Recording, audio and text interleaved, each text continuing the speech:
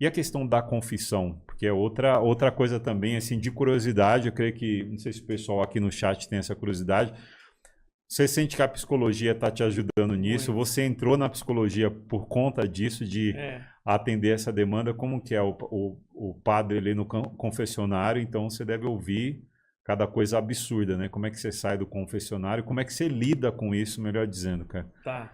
Como é essa situação? Vamos falar um pouco assim, eu sempre gosto de dar um fundamento histórico, né? Porque o fiel pergunta, as pessoas perguntam, tem dúvida, mas tudo tem uma fundamentação. Em primeiro lugar, na Bíblia está escrito Jesus, ele na ressurreição, ele diz para os apóstolos, a quem perdoados os pecados, eles lhes serão perdoados. Então, os apóstolos receberam esta missão de perdoar os pecados.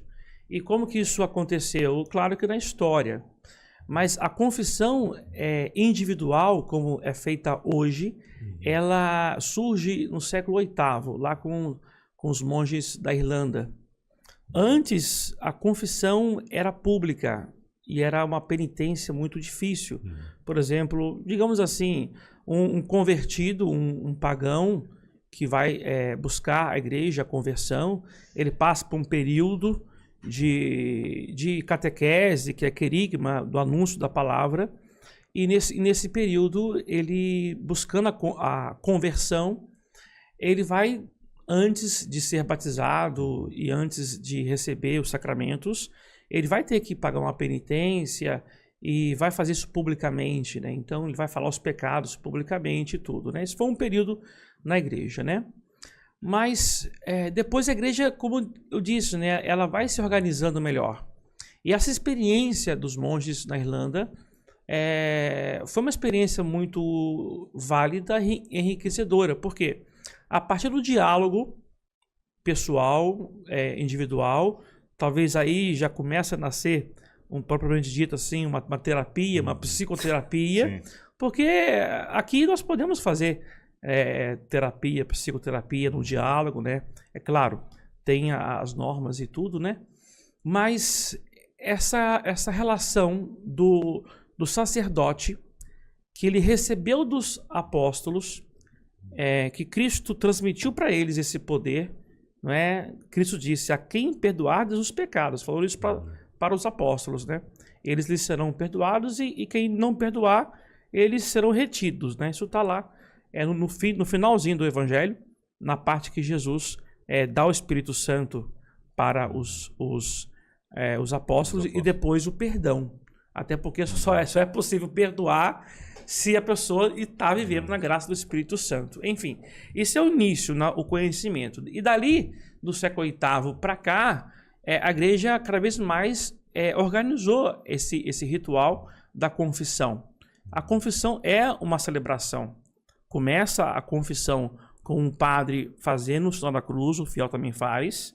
Depois tem uma saudação ali, que o Senhor esteja no teu coração, nos teus lábios, para que arrependido possa confessar os seus pecados.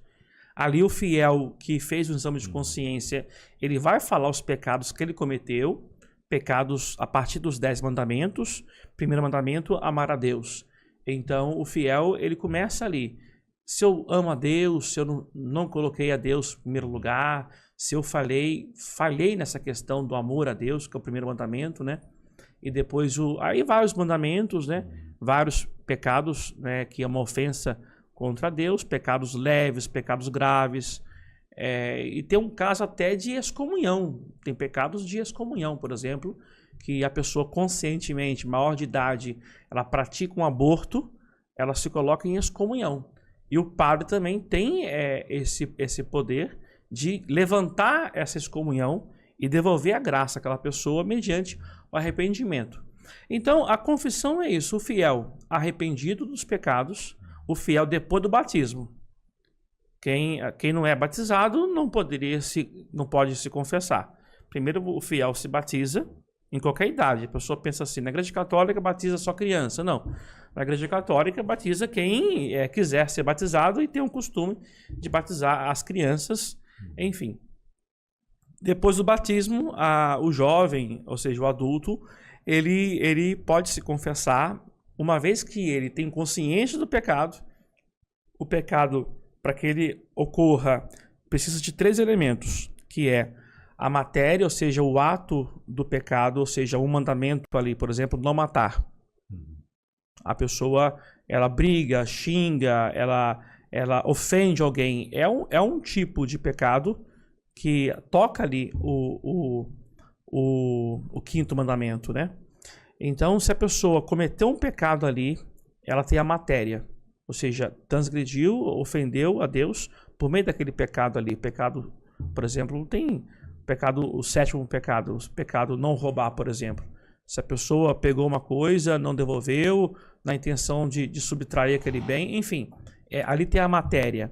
Depois ele tem que ter a consciência que aquilo é um mal, aquilo é um pecado, aquilo faz mal, aquilo não é o que Deus quer para ela. Ela tem a consciência. Depois ela tem um consentimento, ou seja, a pessoa, ela sabe que aquilo é um mal, ela ofendeu a Deus e ela quis fazer aquilo livremente. Então aí tem um pecado. A pessoa, claro, tem um sentimento de culpa, ela se arrepende e ela vai se confessar. Ela vai dizer: padre, eu briguei lá com meu irmão, eu falei ofensas para ele, eu roubei lá na escola algo assim que não me pertence. São pecados.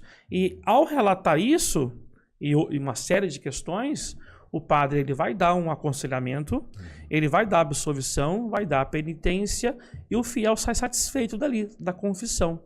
Mas as pessoas geralmente, quando perguntam para o padre como é confessar, a pessoa mais tem curiosidade de saber o que o povo fala.